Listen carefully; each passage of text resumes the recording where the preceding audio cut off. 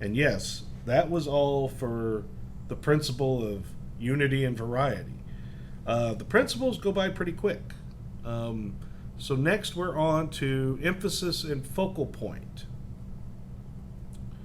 So just like with linear perspective, when we were talking about depth in the elements, Da Vinci's, or Leonardo, Da Vinci just means what town he's from. Leonardo's painting of the Last Supper is all about focal point, and it couldn't get more ridiculous if you tried. Again, showing depth, Christ's position in the dead center of the painting, all half the eyes are upon him, all the linear perspective points to him. So this is very clearly the focal point. You couldn't get much more ridiculous than this. Now, there are several ways to create a focal point or an emphasis in a work of art, both sculptural and painting wise. Now, when we talk about sculptural wise, it's a whole different kind of animal, so we'll get to that in a minute. But another way is contrast. Now, contrast is actually one of the principles. So you can use a principle to create a principle, which seems odd, but that's true. Contrast is a major principle in all art, music, literature, whatever. In this case, Vermeer, the girl with the pearl earring, we are looking at the entire area here of what is the focal point. Well, obviously, the name, it helps quite a bit. Pearl earring. So this is what Vermeer's hoping you will come back to rest on. The entire piece is important, but everything's kind of leading your eye. Her headband, the crook of her cloak comes up, her headband comes down to stop you from going over here too far. And even her eyes, which is the other part of the piece that you're very much drawn to, are somewhat giving us a implied line this direction. Okay? And the way her head is tilted, you see her nose, her eyes, and her mouth. The head itself is actually tilted, saying, look here, this collar. Everything's trying to subtly get you to come down here. Okay? So obviously it's the lightest light upon the darkest dark, so it has the most contrast. But there's a million other things that are trying to get you to go to this focal point. Now, in this case, another way to create an emphasis or a focal point is through the use of color. Now, in this case, it's mostly a very cool color painting. Lots of blue, violets, soft yellow greens, bright sunny yellow greens. But we do have these spots of extremely warm colors. We have this orange of the dog, that orange red. There's another bit of orange red here on this pad that this gentleman's sitting on. We have the orange red of his swim trunks, the orange red of the trunks here and of the hat, and even a little spot of red there, and there's even some red in here. So red, this red and red orange is kind of bouncing us around, making this box of red dots to connect, which gives us the core of the overall artwork. Add to that things like, let's do green, no, let's do black. Add to that things like implied line, and then actual line.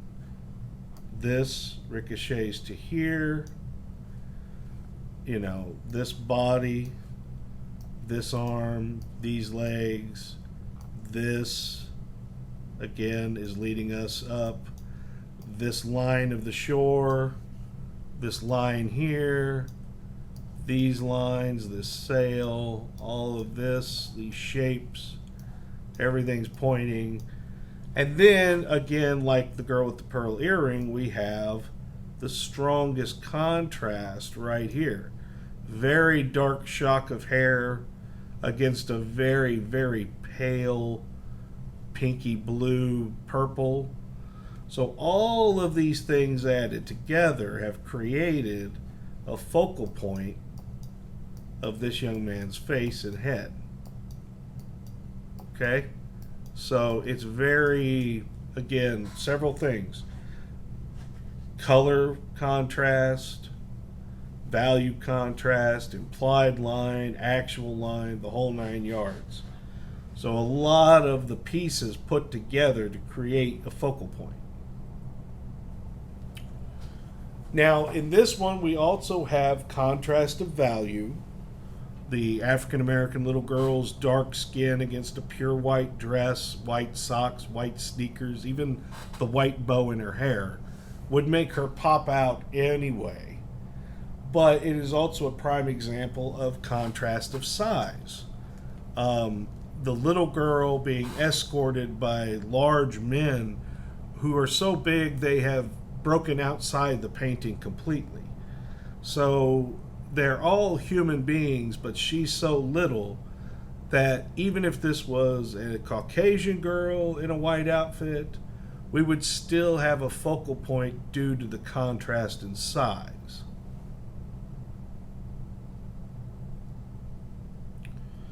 And then another way to create focal point is by direction. So if I come through here, I probably need a different color than black this time. I wish it would be easier to switch, but you know, why do that? Let's do blue.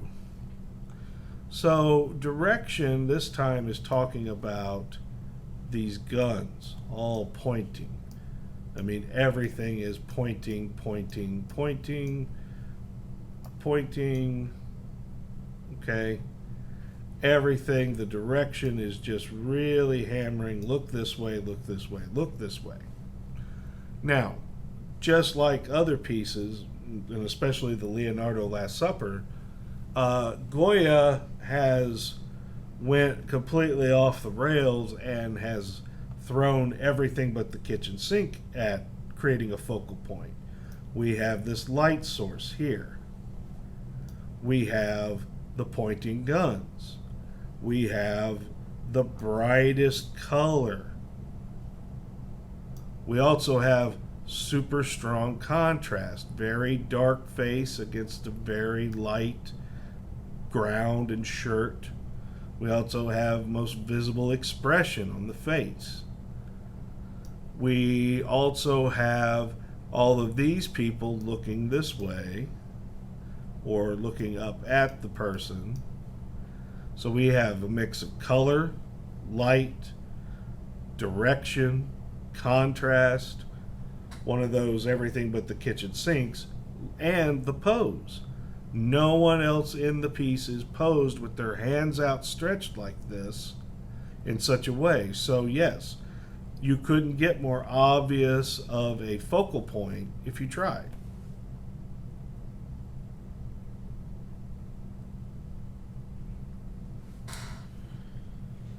A directional line is another way to create a focal point, and I've already drawn on this one. So we talked about, I believe in one class, I don't know if we got this far in another, but the directional lines of Mary's cloak and her robe, the directional lines made by Christ's leg, her hand and shoulder, all seem to be sweeping us up to her face. It's only once we get to her face that we get the implied line of her looking down at the body of Jesus.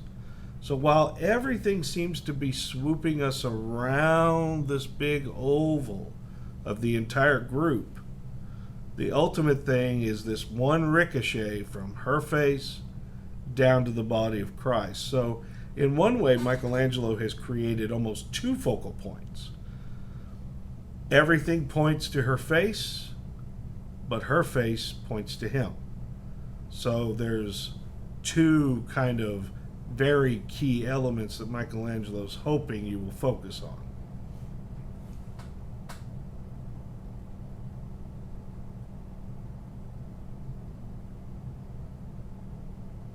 Back to this one.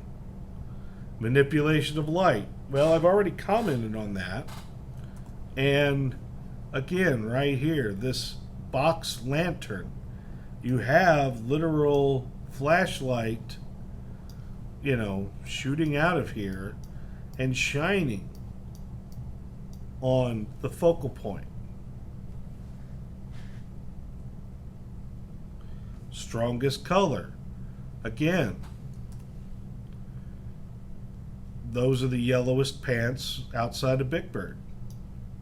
The brightest white. There's no other white in here that is near, except for maybe the light, that is as bright as this white is.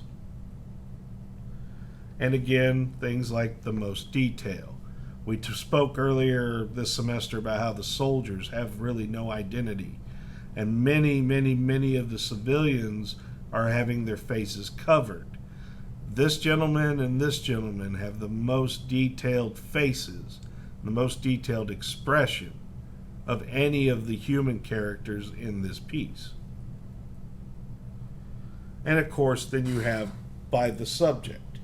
And the subject being the massacre of a bunch of unarmed civilians by the Napoleon army, that becomes an even more powerful message for people who are aware of what's happening, which even if you didn't live through this war, you can obviously tell what's happening.